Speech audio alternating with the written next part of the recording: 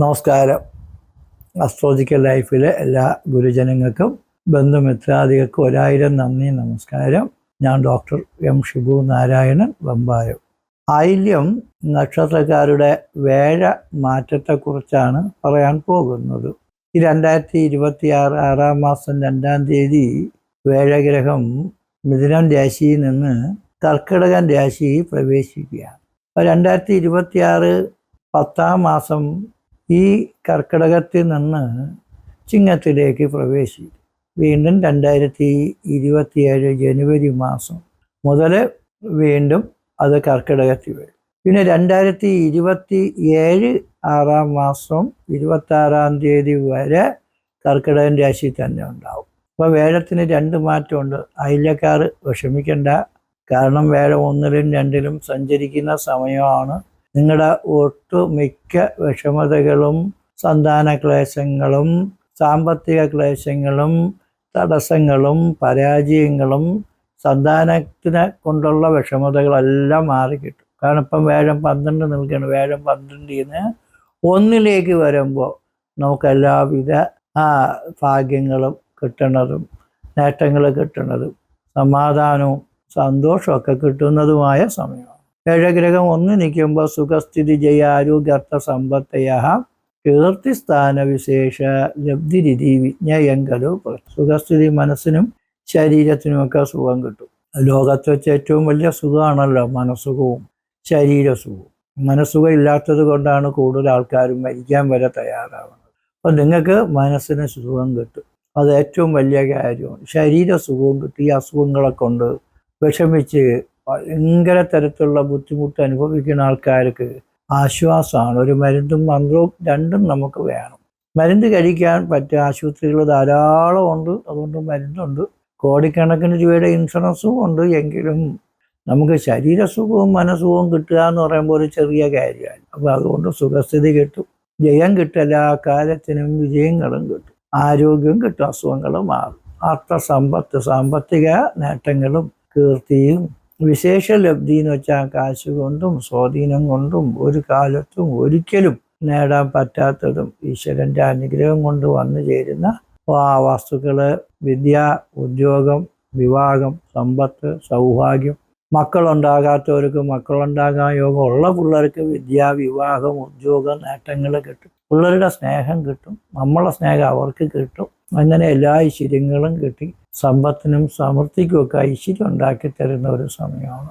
കൂടാതെ വേഴൻ അതിൽ നിന്ന് 2ലേക്ക് വരുന്ന ഒരു ഘട്ടമുണ്ട്. 2ൽ വരുമ്പോഴും വിദ്യയും കുടുംബവും ധനവും അഭിവൃദ്ധിപ്പെട്ടു വരും. അപ്പം വിദ്യാഭ്യാസ മേഖലയുമായി ബന്ധപ്പെട്ട് നിൽക്കുന്ന തൊഴിലാളിക്കും മുതലാളിക്കും പ്രവർത്തകർക്കും വിദ്യാർത്ഥികൾക്കും ഒക്കെ വലിയ നേട്ടങ്ങളും, ഏത് പരീക്ഷയ്ക്കും മത്സരത്തിന് പോയാലും ഉന്നത വിജയവും അധികാരപ്രാപ്തികളും പ്രമോഷനും നല്ല പ്രോഫിറ്റും കമ്മീഷനും സാലറിയും പൈസ നേട്ടങ്ങളും അങ്ങനെ നമുക്ക് വലിയ വലിയ നേട്ടങ്ങൾ കിട്ടാനുള്ള അവസരങ്ങൾ ഉള്ള അവസ്ഥയാണ്.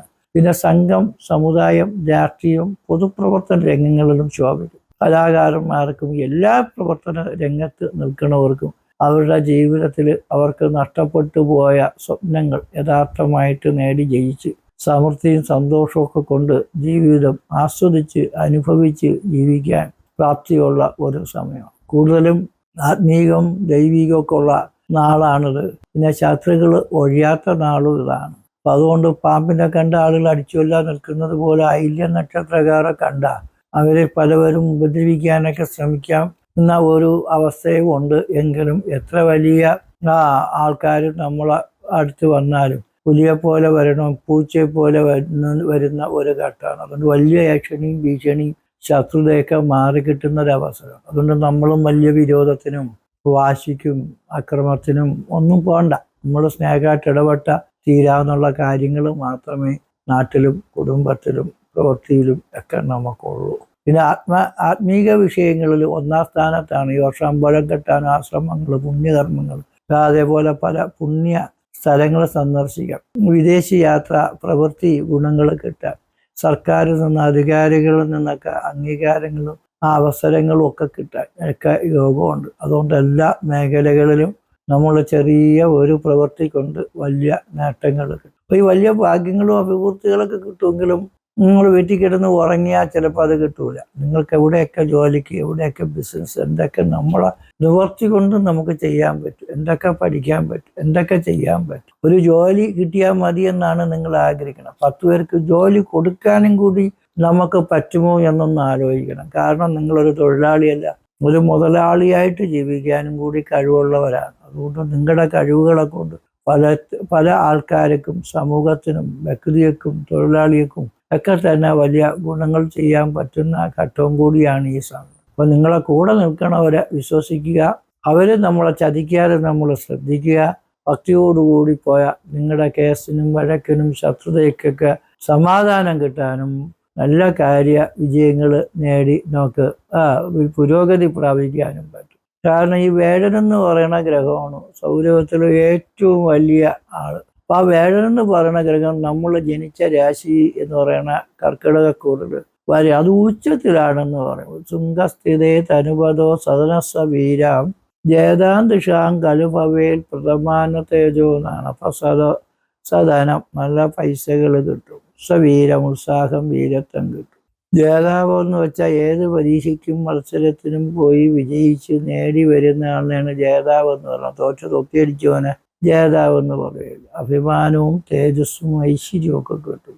അങ്ങനെ നല്ല ഗുണങ്ങൾ കിട്ടും. വേഴൻ നമ്മൾ ജനിച്ച കൂറിൽ വരുമ്പോൾ സ്വച്ഛസ്ഥിതേ ദേവഗുരുർ ഭൃഗൂർവാ ചന്ദ്രേണ യുക്ത യതി ലഗ്ന സംസ്ഥ പ്രീതിം വദേ ദേവജനാ സമസ്താൻ ഭക്ഷേണ ലാഭസ്യ ചതുഷ്പദാനാണ്. സ്വസ്ഥസ്ഥിതി സ്വക്ഷേത്രത്തിലോ ഉച്ചത്തിലോ ദേവഗുരു വേഴനോ ഭൃഗു ശുക്രനോ നിൽക്കുക. ചന്ദ്രേണ യുക്ത ചന്ദ്രനുമായിട്ട് ബന്ധപ്പെട്ടവർ ഏത് ലഗ്ന സംസ്ഥ ലഗ്നാധിപനുമായിട്ട് ബന്ധപ്പെടുകയും ചെയ്ത പ്രീതിയും വതേൽ പ്രീതി ഉണ്ടെന്ന് പറയണമെന്നാണ്. ആരെ പ്രീതി? ദേവജനാൻ സമസ്താൻ സമസ്ത ദേവന്മാരുടെയും സമസ്ത ജനങ്ങളുടെയും പ്രീതി കിട്ടുന്നതാണ്. ഭക്ഷേണ ലാഭസ്യ ചതുഷ്പദാന. പിന്നെ വേറൊരു പക്ഷമുണ്ട്, ചതുഷ്പാത്തുക്കളുടെ ലാഭം, നാൽക്കാലി ലാഭം. ഇത് കേൾക്കുമ്പോൾ ബുദ്ധിമുട്ട് തോന്നി. ഞാനും കുതിരയൊക്കെ വാങ്ങിക്കാൻ യോഗമുള്ള സമയം കൂടി. പിന്നെ ഈ പൗൾട്രി ഫാം, ഡയറി ഫാം, ഇങ്ങനെയൊക്കെയുള്ള മേഖലകൾ, കൃഷി മേഖലകൾ, ഇതിലൊക്കെ നമ്മൾ ചെറിയ രീതിയിൽ ഒന്ന് പ്രവർത്തിച്ചാൽ വലിയ ഐശ്വര്യവും അഭിവൃദ്ധിയും പുരോഗതികളൊക്കെ കിട്ടാൻ യോഗമുള്ള സമയം. അപ്പം എല്ലാവർക്കും ജോലി മതി, ശമ്പളം മതി എന്ന് വിചാരിക്കരുത്.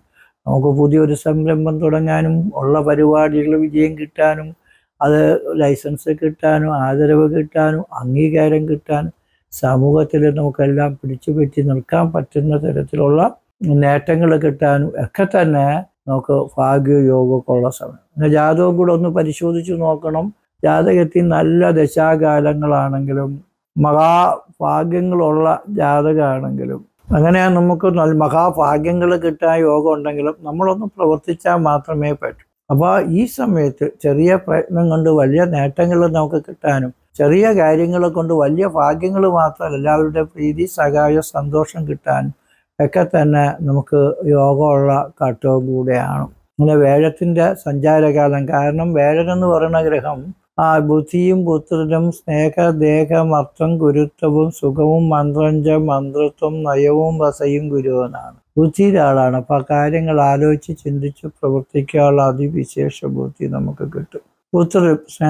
സന്താനങ്ങളെ കൊണ്ടുള്ള ഐശ്വര്യം, അഭിവൃദ്ധിയും പുരോഗതിയും, മക്കൾക്കും നല്ല ഉയർച്ചയും ജോലിയും പൈസയും വിവാഹവും സന്തതിയും സമ്പത്തും ഒക്കെ കിട്ടും.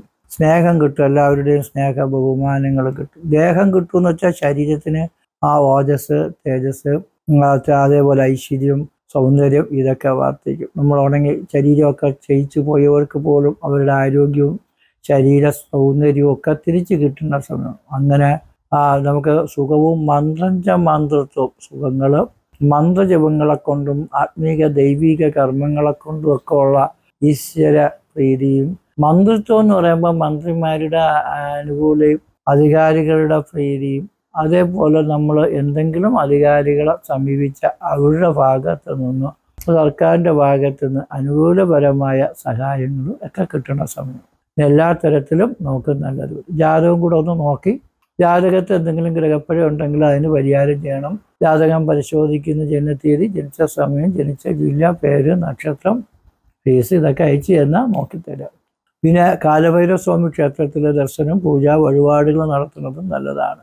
കാരണം നമുക്ക് എല്ലാ അമാവാസി തോറും രാവിലെ മുതൽ വൈകുന്നേരം വരെ അമ്പലം തുറന്നിരിക്കും.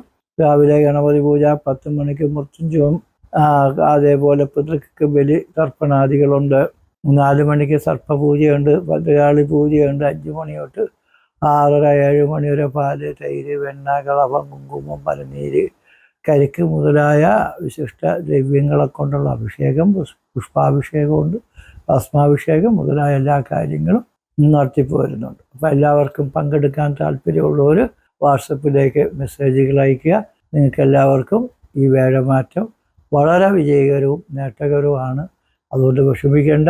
ചെറിയ പ്രയത്നവും പ്രാർത്ഥനയും കൊണ്ട് വലിയ ഗുണങ്ങളും വലിയ ആരോഗ്യവും ഐശ്വര്യവും നേട്ടങ്ങളും കുടുംബത്തിനും നിങ്ങളെ കൊണ്ട് എല്ലാവർക്കും നല്ലത് വരുന്നതിനും അവസരം കിട്ടും എന്ന് പറഞ്ഞുകൊണ്ട് നിർത്തുന്നു. നന്ദി, നമസ്കാരം.